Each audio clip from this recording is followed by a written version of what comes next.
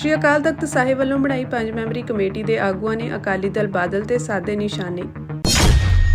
ਅਦਾਲਤ ਨੇ ਪਾਦਰੀ ਬਜਿੰਦਰ ਸਿੰਘ ਨੂੰ ਸੁਣਾਈ ਉਮਰ ਕੈਦ ਦੀ ਸਜ਼ਾ। ਵਿਦਿਆਰਥੀ ਜਥੇਬੰਦੀ ਸਾਥ ਨੇ ਬਣਾਈ ਪੰਜਾਬ ਕਮੇਟੀ। ਭਰਤੀ ਦਾ ਸਿਲਸਿਲਾ ਚੱਲ ਰਿਹਾ, ਇਹਦਾ ਜਿਹੜਾ ਸਿੱਟਾ ਇਹਦਾ ਨਤੀਜਾ ਕੀ ਸਾਫ਼ ਸੁਥਰੀ ਨੇਕ ਈਮਾਨਦਾਰ ਦੂਰਅੰਦੇਸ਼ੀ ਲੀਡਰਸ਼ਿਪ ਲੈ ਕੇ ਆਉਣੀ ਹੈ, ਜਿਹਦਾ ਆਪਣਾ ਕੋਈ ਸਵਾਰਥ ਨਹੀਂ, ਆਪਣੀ ਕੋਈ ਲਾਲਸਾ ਨਹੀਂ। ਅੱਜ ਸਾਨੂੰ ਕਹੋ ਪਾਸੇ ਹੋ ਜਾਓ, ਅਸੀਂ 1 ਮਿੰਟ 'ਚ ਪਾਸੇ ਹੋ ਜਾਵਾਂਗੇ, ਲੇਕਿਨ ਆਪਣੇ ਫਰਜ਼ਾਂ ਦੀ ਪੂਰਤੀ ਕਰਾਂਗੇ। ਜਿਹੜਾ ਸਹਿਯੋਗ ਹੈ ਕਿਸੇ ਵਿਅਕਤੀ ਲਈ ਜਾਂ ਕਿਸੇ ਲੀਡਰਸ਼ਿਪ ਸਾਡਾ ਤੱਕ ਕੰਮ ਕਰਨਾ ਜਾਂ ਸਾਡਾ ਲਾਮਬੰਦ ਕਰਨਾ ਜਾਂ ਉਹਦਾ ਸੁਨੇਹਾ ਦੇਣਾ ਹੀ ਸੀ। ਮਾਹੌਲ ਬਣਿਆ ਸ਼੍ਰੀ ਅਕਾਲ ਤਖਤ ਸਾਹਿਬ ਦੀ ਸਰਵਉੱਚਤਾ ਨੂੰ ਮੁੱਖ ਰੱਖ ਕੇ ਬਣਿਆ। श्री अकाल तख्त साहिब ਵੱਲੋਂ ਅਕਾਲੀ ਦਲ ਦੀ ਭਰਤੀ ਲਈ ਬਣਾਈ ਕਮੇਟੀ ਵੱਲੋਂ ਪਟਿਆਲਾ ਵਿਖੇ ਭਰਤੀ ਮੁਹਿੰਮ ਤਹਿਤ ਭਰਤੀ ਕੀਤੀ ਜਾ ਰਹੀ ਹੈ। ਇਸ ਮੌਕੇ 5 ਮੈਂਬਰੀ ਕਮੇਟੀ ਦੇ ਆਗੂਆਂ ਨੇ ਸ਼੍ਰੋਮਣੀ ਅਕਾਲੀ ਦਲ ਉੱਤੇ ਨਿਸ਼ਾਨੇ ਸਾਧੇ ਹਨ। ਇਸ ਮੀਟਿੰਗ ਵਿੱਚ ਗੁਰਪ੍ਰਤਾਪ ਸਿੰਘ ਵਡਾਲਾ ਨੇ ਕਿਹਾ ਕਿ ਅਕਾਲੀਆਂ ਨੇ ਪਵਿੱਤਰ ਸੰਸਥਾਵਾਂ ਨੂੰ ਢਾਹ ਲਗਾਈ, ਜਥੇਦਾਰ ਦੀ ਕਿਰਦਾਰਕੁਸ਼ੀ ਕੀਤੀ ਤੇ ਪੰਥਕ ਸੰਸਥਾਵਾਂ ਨੂੰ ਕਮਜ਼ੋਰ ਕਰ ਦਿੱਤਾ। ਉਨ੍ਹਾਂ ਕਿਹਾ ਕਿ ਬਾਦਲਾਂ ਨੇ ਸਿਰਫ ਆਪਣੇ ਪਰਿਵਾਰ ਲਈ ਦਿੱਲੀ ਨਾਲ ਯਾਰੀ ਪਾਈ, ਜਿਸ ਕਾਰਨ ਸ੍ਰੀ ਗੁਰੂ ਗ੍ਰੰਥ ਸਾਹਿਬ ਜੀ ਦੀ ਬੇਅਦਬੀ ਦਾ ਅਕਾਲੀ ਸਰਕਾਰ ਤੋਂ ਨਿਆਂ ਨਹੀਂ ਮਿਲ ਸਕਿਆ। ਸਿੱਖ ਰਹੇ ਨਹੀਂ ਜਿਨ੍ਹਾਂ ਨੇ ਹੁਕਮਨਾਮਾ ਨਹੀਂ ਮੰਨਿਆ ਤੇ ਕਹਿੰਦੇ ਅਸੀਂ ਤਾਂ ਜੀ ਸਾਰੇ ਹੁਕਮਨਾਮੇ ਲਾਗੂ ਕਰਤੇ, ਆ 7 ਮੈਂਬਰੀ ਸੀ 5 ਰਹਿ ਗਈ। ਅਸੀਂ ਤੁਹਾਨੂੰ ਵਿਸ਼ਵਾਸ ਨਾਲ ਕਵਾਂਗੇ ਬਹੁਤ ਵੱਡਾ ਆਪਾਂ ਨੂੰ ਹੁੰਗਾਰਾ ਮਿਲ ਰਿਹਾ, ਬੜਾ ਜਜ਼ਬਾ ਹੈ ਪੰਜਾਬ ਦੇ ਲੋਕਾਂ 'ਚ, ਲੇਕਿਨ ਇਹਦਾ ਰਿਜ਼ਲਟ ਕੀ ਨਿਕਲਣਾ ਹੈ? ਇਹਦਾ ਰਿਜ਼ਲਟ ਇਹ ਹੈ ਸਾਧ ਸੰਗਤ ਜੀ ਕਿ ਨਵੀਂ ਲੀਡਰਸ਼ਿਪ ਆਪਾਂ ਅੱਗੇ ਲੈ ਕੇ ਆਉਣੀ ਹੈ। ਆਪਾਂ ਨੌਜਵਾਨਾਂ ਨੂੰ, ਆਪਣੀਆਂ ਬੀਬੀਆਂ ਨੂੰ, ਬੀਬੀ ਸਤਵੰਤ ਕੌਰ ਬੋਲਦੀ ਹੈ ਤੇ ਦੁਨੀਆ ਸੁਣਦੀ ਹੈ। ਇਸ ਆਪਣੀ ਭੈਣ ਦੀ ਗੱਲ ਨੂੰ ਐਦਾਂ ਦੀਆਂ ਬੀਬੀਆਂ ਮੋਹਰੇ ਆਉਣ, ਨੌਜਵਾਨ ਮੋਹਰੇ ਆਉਣ। ਆਯਾਲੀ ਸਾਹਿਬ ਬੈਠੇ ਆ, ਸਾਡਾ ਛੋਟਾ ਵੀਰ ਆ, ਠੀਕ ਆ, ਪੰਜਾਬ ਨੂੰ ਬੜੀ ਆਸਾ ਹੈ ਨਵੀਂ ਲੀਡਰਸ਼ਿਪ ਤੋਂ, ਲੇਕਿਨ ਇਹ ਜਿਹੜਾ ਭਰਤੀ ਦਾ ਸਿਲਸਿਲਾ ਚੱਲ ਰਿਹਾ, ਇਹਦਾ ਜਿਹੜਾ ਸਿੱਟਾ ਇਹਦਾ ਨਤੀਜਾ ਕੀ ਸਾਫ਼ ਸੁਥਰੀ ਨੇਕ ਈਮਾਨਦਾਰ ਦੂਰਅੰਦੇਸ਼ੀ ਲੀਡਰਸ਼ਿਪ ਲੈ ਕੇ ਆਉਣੀ ਹੈ, ਜਿਹਦਾ ਆਪਣਾ ਕੋਈ ਸਵਾਰਥ ਨਹੀਂ, ਆਪਣੀ ਕੋਈ ਲਾਲਸਾ ਨਹੀਂ। ਅੱਜ ਸਾਨੂੰ ਕਹੋ ਪਾਸੇ ਹੋ ਜਾਓ, ਅਸੀਂ 1 ਮਿੰਟ 'ਚ ਪਾਸੇ ਹੋ ਜਾਵਾਂਗੇ, ਲੇਕਿਨ ਆਪਣੇ ਫਰਜ਼ਾਂ ਦੀ ਪੂਰਤੀ ਕਰਾਂਗੇ, ਪੰਥ ਵਾਸਤੇ ਪੂਰਾ ਸਿਰ ਡਾਵਾਂਗੇ। ਕੋਈ ਸਾਨੂੰ ਹੋਰ ਕਿਸੇ ਤਰੀਕੇ ਦਾ ਕੋਈ ਸਾਡੇ ਮਨ 'ਚ ਲੋਭ ਲਾਲਚ ਨਹੀਂ। ਇਸ ਮੀਟਿੰਗ ਦੌਰਾਨ ਇਕਬਾਲ ਸਿੰਘ ਝੁੰਦਾ ਨੇ ਕਿਹਾ ਕਿ ਸਿੱਖ ਕੌਮ ਦੇ ਹਿੱਤਾਂ ਲਈ ਬਣਾਈ ਗਈ ਜਮਾਤ ਹੀ ਪੰਥ ਦੇ ਮਸਲਿਆਂ ਤੋਂ ਬੇਮੁਖ ਹੋ ਗਈ ਹੈ। ਇਸ ਕਾਰਨ ਹੀ ਸ਼੍ਰੀ ਅਕਾਲ ਤਖਤ ਸਾਹਿਬ ਨੇ ਹੁਕਮਨਾਮਾ ਜਾਰੀ ਕੀਤਾ ਸੀ। ਕੁਝ ਅਕਾਲੀ ਲੀਡਰਾਂ ਦੇ ਭਟਕਣ ਕਾਰਨ ਸਾਨੂੰ ਇਹ ਦਿਨ ਦੇਖਣੇ ਪਏ ਹਨ। ਦੇਖੋ ਜਿਹੜਾ ਸਹਿਯੋਗ ਹੈ ਇਹ ਕਿਸੇ ਵਿਅਕਤੀ ਲਈ ਜਾਂ ਕਿਸੇ ਲੀਡਰਸ਼ਿਪ ਸਾਡਾ ਤੱਕ ਕੰਮ ਕਰਨਾ ਜਾਂ ਸਾਡਾ ਲਾਮਬੰਦ ਕਰਨਾ ਜਾਂ ਉਹਦਾ ਸੁਨੇਹਾ ਦੇਣਾ ਹੀ ਸੀ, ਪਰੰਤੂ ਇਹ ਜਿਹੜੇ ਆਪ ਮੁਹਾਰਾ ਮਾਹੌਲ ਬਣਿਆ ਸ਼੍ਰੀ ਅਕਾਲ ਤਖਤ ਸਾਹਿਬ ਦੀ ਸਰਵਉੱਚਤਾ ਨੂੰ ਮੁੱਖ ਰੱਖ ਕੇ ਬਣਿਆ। ਜੋ ਆਦੇਸ਼ ਨੇ ਉਹਨਾਂ ਦੀ ਪਾਲਣਾ ਲਈ ਔਰ ਲੀਡਰਸ਼ਿਪ ਤੋਂ ਪਾਲਣਾ ਕਰਵਾਉਣ ਲਈ ਲੋਕ ਉੱਠੇ ਨੇ। ਸੋ ਅਸੀਂ ਸੰਗਤ ਨੂੰ ਵਧਾਈ ਦਿੰਦੇ ਹਾਂ। ਦੇਖੋ ਸਾਡਾ ਤਾਂ ਇੰਨਾ ਹੀ ਸੀ 5 ਮੈਂਬਰੀ ਕਮੇਟੀ ਦਾ ਤਾਂ ਕਿ ਸਾਨੂੰ ਆਦੇਸ਼ ਹੋਏ ਔਰ ਅਸੀਂ ਉਹਨਾਂ ਆਦੇਸ਼ਾਂ 'ਤੇ ਖੜ੍ਹ ਗਏ। ਅਸੀਂ ਆਪਦਾ ਕੋਈ ਨਿੱਜ ਨਹੀਂ ਦੇਖਿਆ, ਅਸੀਂ ਆਪਦੇ ਕੋਈ ਰਾਜਸੀ ਸਵਾਰਥ ਨਹੀਂ ਦੇਖੇ ਕਿਸੇ ਨੇ, ਅਸੀਂ ਨਿਰੋਲ ਰੂਪ ਵਿੱਚ ਸਮਰਪਿਤ ਭਾਵਨਾ ਨਾਲ ਆਦੇਸ਼ 'ਤੇ ਖੜ੍ਹ ਗਏ ਔਰ ਸੰਗਤ ਨੇ ਉਸ ਗੱਲ 'ਤੇ ਭਰੋਸਾ ਕੀਤਾ ਔਰ ਸੰਗਤ ਆਪ ਮੁਹਾਰੇ ਤੁਰੀ ਆ।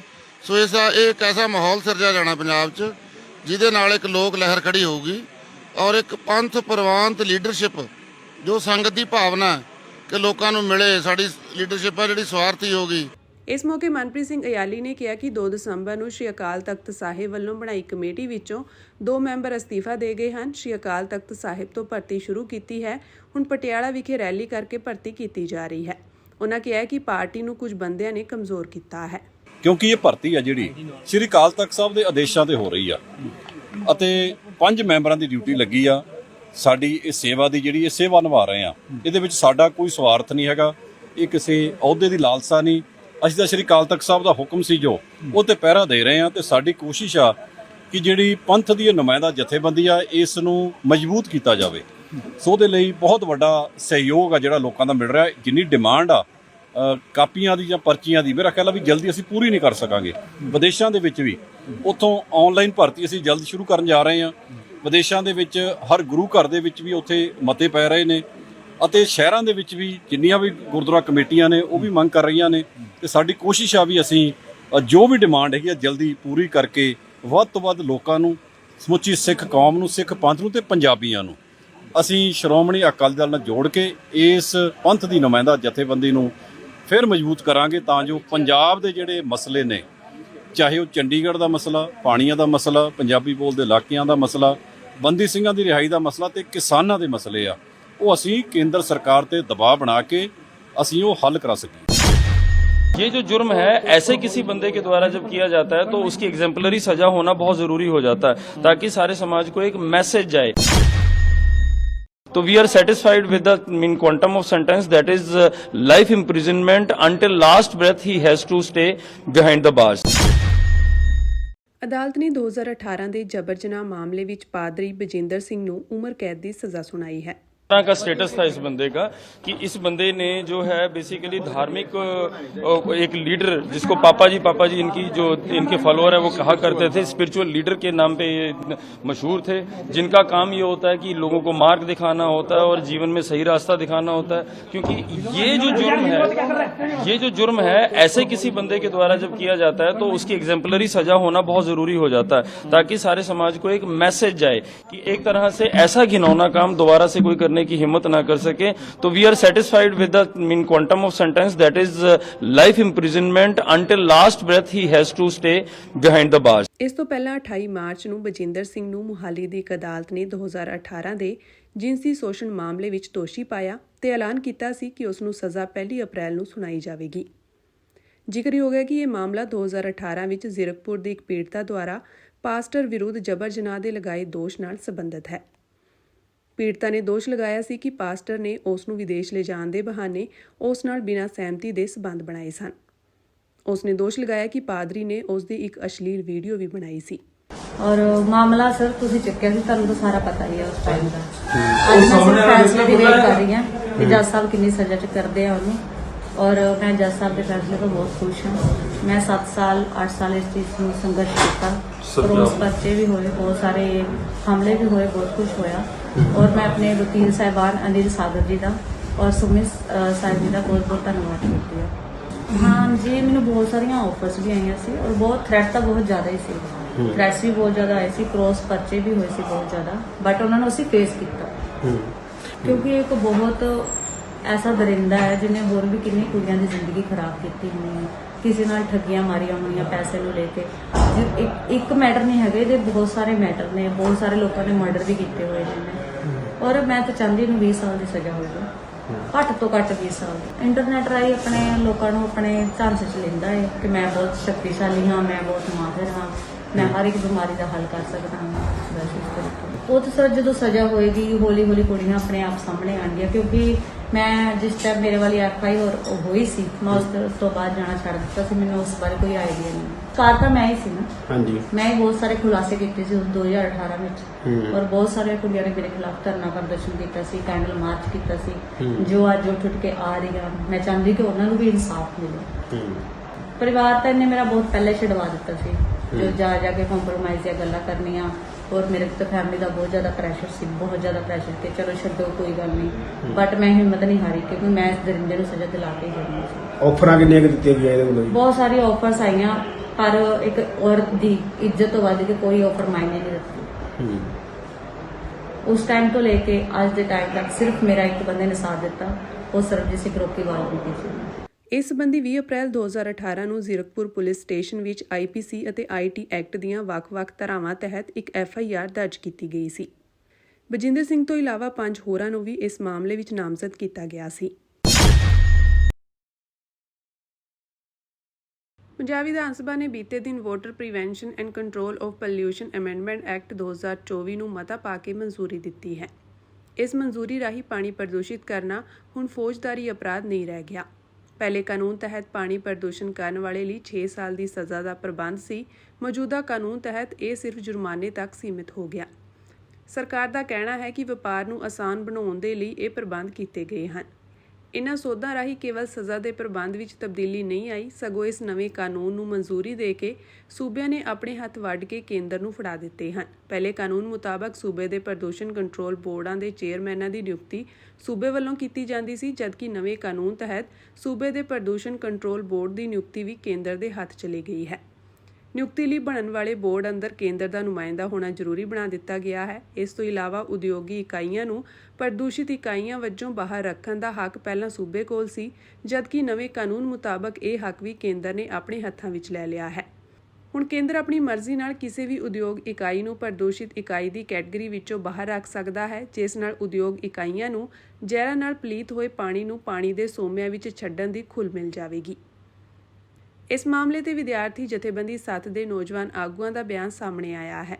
ਜਥੇਬੰਦੀ ਸੱਤ ਦੇ ਕਨਵੀਨਰ ਜੁਝਾਰ ਸਿੰਘ ਨੇ ਕਿਹਾ ਕਿ ਹੈਰਾਨੀ ਦੀ ਗੱਲ ਇਹ ਹੈ ਕਿ ਜਿੱਥੇ ਪੰਜਾਬ ਗੰਭੀਰ ਜਲ ਸੰਕਟ ਅਤੇ ਪ੍ਰਦੂਸ਼ਣ ਨਾਲ ਜੂਝ ਰਿਹਾ ਹੈ, ਉਸ ਸਮੇਂ ਪੰਜਾਬ ਵਿਧਾਨ ਸਭਾ ਨੇ ਆਪਣੇ ਇਸ ਅਹਿਮ ਹੱਕ ਨੂੰ ਕੇਂਦਰ ਅੱਗੇ ਸਮਰਪਣ ਕਰ ਦਿੱਤਾ ਹੈ।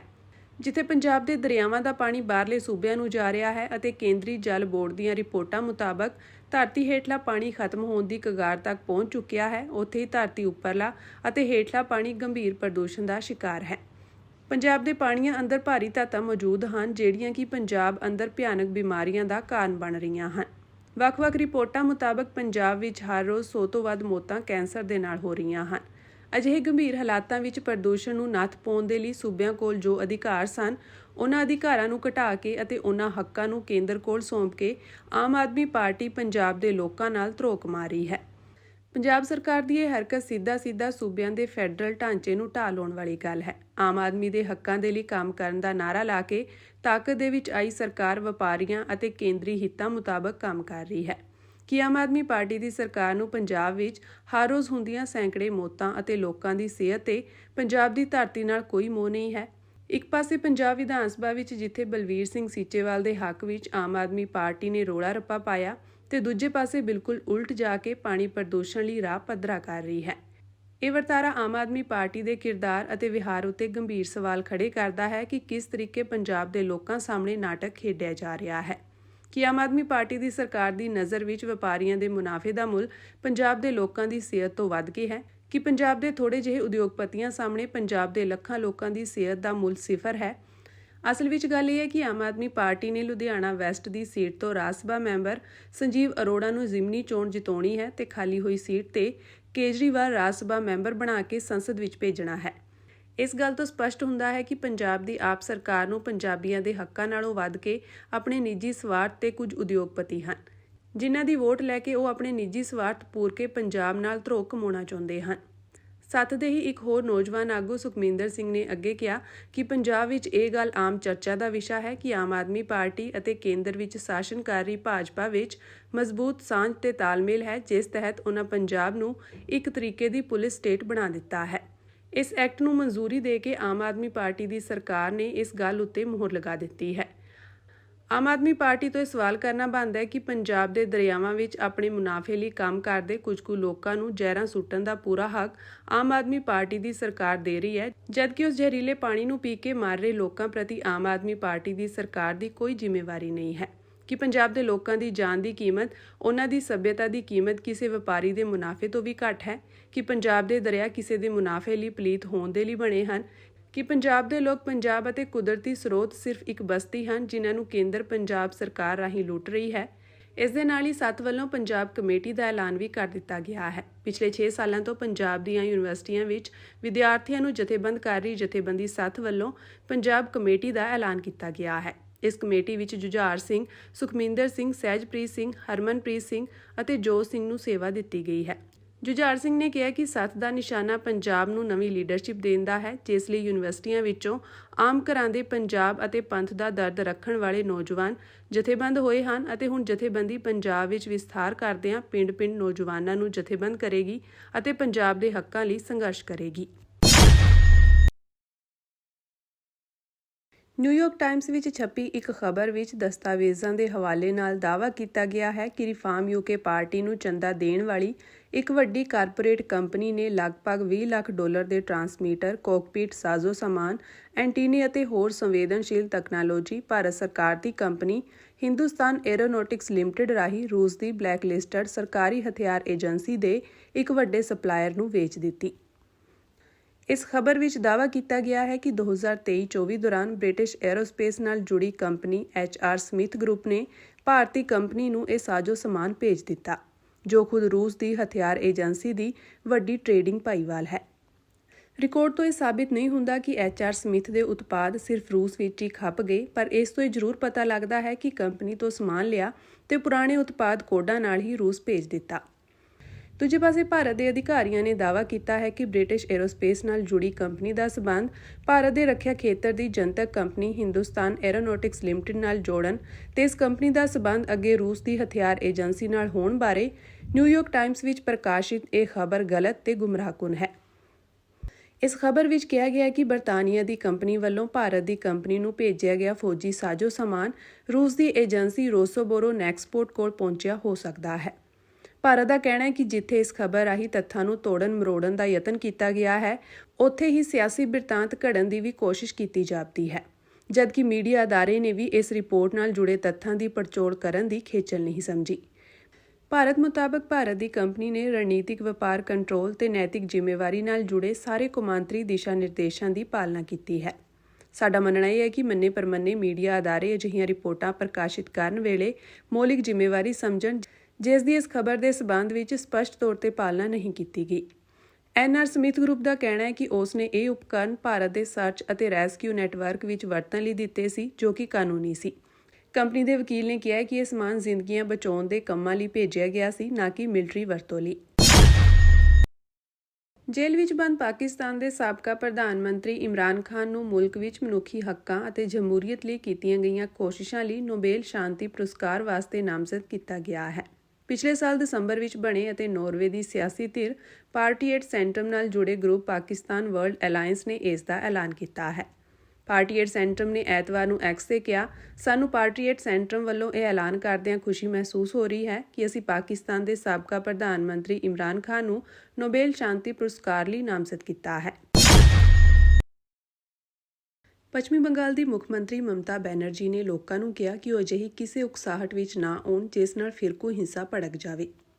ਉਹਨਾਂ ਇਸ ਗੱਲ ਤੇ ਜ਼ੋਰ ਦਿੱਤਾ ਕਿ ਉਹਨਾਂ ਦੀ ਸਰਕਾਰ ਸੂਬੇ ਦੇ ਲੋਕਾਂ ਨਾਲ ਖੜੀ ਰਹੇਗੀ ਤੇ ਯਕੀਨੀ ਬਣਾਏਗੀ ਕਿ ਕੋਈ ਵੀ ਤਣਾਅ ਪੈਦਾ ਨਾ ਕਰ ਸਕੇ। ਉਹਨਾਂ ਭਾਜਪਾ ਦੀ ਰਾਜਨੀਤੀ ਨੂੰ ਵੰਡ ਪਾਊ ਕਰਾਰ ਦਿੰਦਿਆਂ ਇਸ ਦੀ ਨਿਖੇਧੀ ਕੀਤੀ। ਉਹਨਾਂ ਦਾਅਵਾ ਕਰਦਿਆਂ ਕਿਹਾ ਕਿ ਭਗਵਾ ਪਾਰਟੀ ਦਾ ਗੰਦਾ ਧਰਮ ਹਿੰਦੂਵਾਦ ਦੇ ਮੂਲ ਸਿਧਾਂਤਾਂ ਦੇ ਉਲਟ ਹੈ।